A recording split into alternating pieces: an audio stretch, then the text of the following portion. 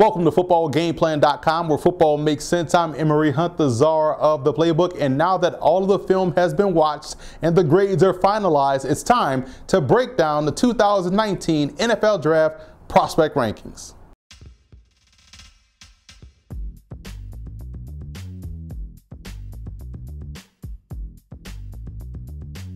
Before we dive into the prospect rankings video, let's take a look at how we go about grading these guys on film.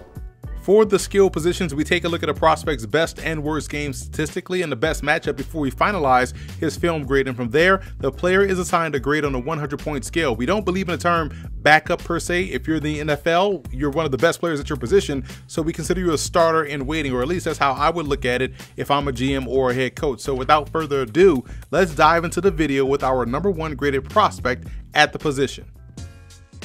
We go to the ACC, where Boston College's Chris Lindstrom grades out as the top guard in this class and one of the top prospects overall with this 90.5 grade. He's one of the best players in the draft, excellent in all facets on both ends of offense.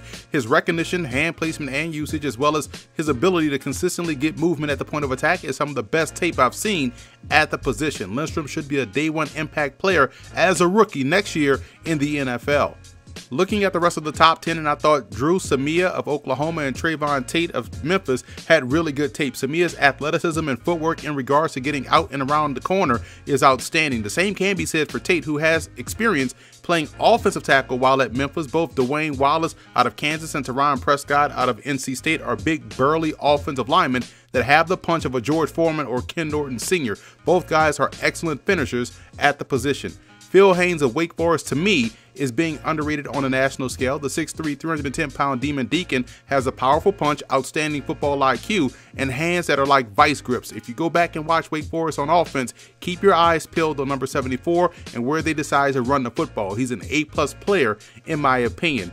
Connor Dentino out of Pitt is one of the more technically sound guards in the class. A lot of that can be attributed to him playing multiple spots up front for the Panthers. He has great core strength as well, and I want to say that the Clemson game from this past season was a great display of that ability. Moving on to prospects 11 through 20, and I'm a big fan of the athleticism of Zack Bailey out of South Carolina. Drew Forbes of Southeast Missouri State played left tackle for the Redhawks and could see time on the right side if need be as a pro player. He's a very good athlete that gets good power upon contact, and I like how Fred Johnson of Florida is able to stay compact and patient within his setup and process, and I'm a fan of his game.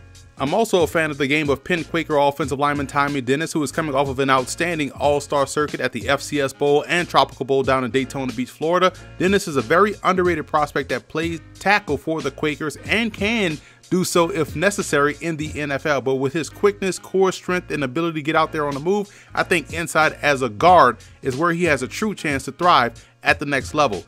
Two top CFL draft prospects that also have NFL futures in Samuel Thomason of Laval and Zach Williams out of Manitoba. Thomason shows great recovery and redirecting skills and was able to acclimate himself well at the College Gridiron Showcase back in January. Williams was right there as well. Having seen him compete at the East-West Bowl, National Bowl, and College Gridiron Showcase, he, along with Thomason, should have lengthy careers in either league. Williams got better with each practice at the National Bowl.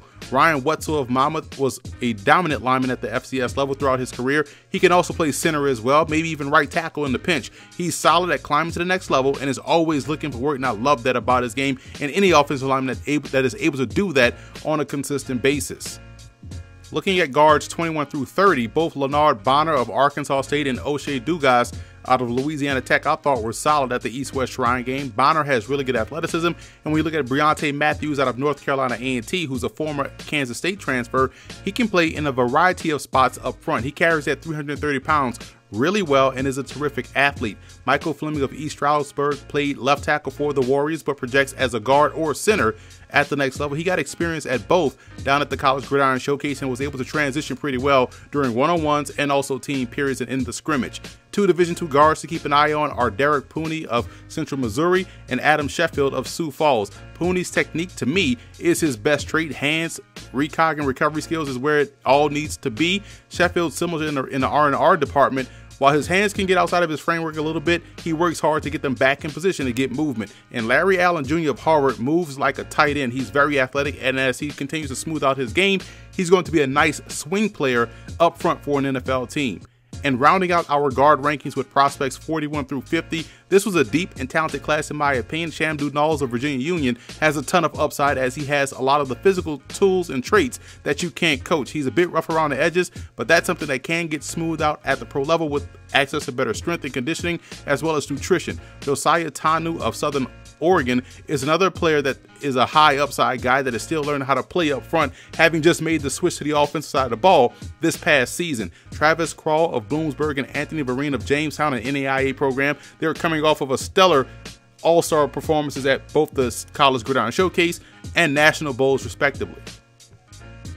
So that's a wrap here from the Football Game Plan Studios. I'm Emory Hunt, the czar of the playbook. Be sure to follow me on all of my social media accounts. And don't forget to check out and subscribe on iTunes to Football Game Plan Podcast. We can find our Scout Team podcast, which has a lot of 2019 NFL Draft prospect interviews. And also be sure to subscribe on YouTube to the Football Game Plan Network located at youtube.com/footballgameplan.